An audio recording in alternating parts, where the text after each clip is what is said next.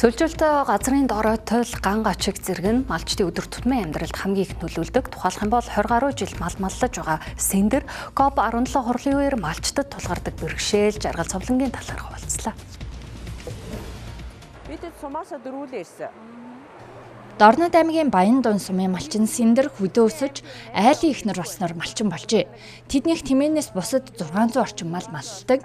Түүний ажил өглөө нар мандахаас эхэлж нар жаргасан ч үргэлжилсээр хоногийн 24 цаг хүрэлцдэггүй хэмээсэн юм а. Малчин хүний жаргал төлөө бүрэн бүтэн хүлээ авах, малаа онд минь оруулах. Гэсэн хэдиж байгалийн давагдшгүй хүчин зүйлтэй Сэндэр цөөнгөө удаа нүр тулж амиа алдах эрсдэлтэй ч учирч байжээ.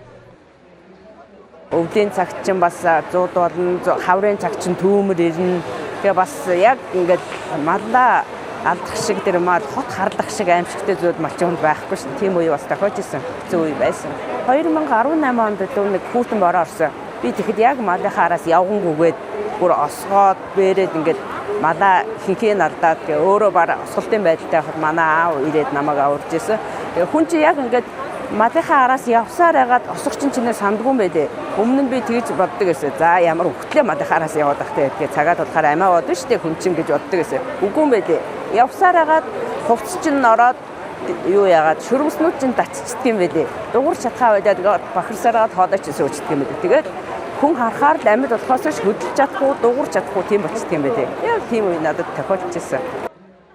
Уур амьсгалын өөрчлөлт бэлчээрийн доройтол цөлжилт малчдын хамгийн том зовлон. Тэгвэл сүүлийн жилүүдэд түүний амьдардаг бүс нутагт дараах өөрчлөлтүүд гарах болсон байна.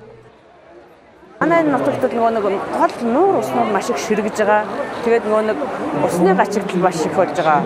Тэгээд ойрын жилүүдэд бол одоохондоо бол гайгүй байна л да. Манай нутаг чинь нөгөө зүүн бүс болохоор Сэндэр COP17 хурлын талаар анх ямар ч мэдээлэлгүй байжээ.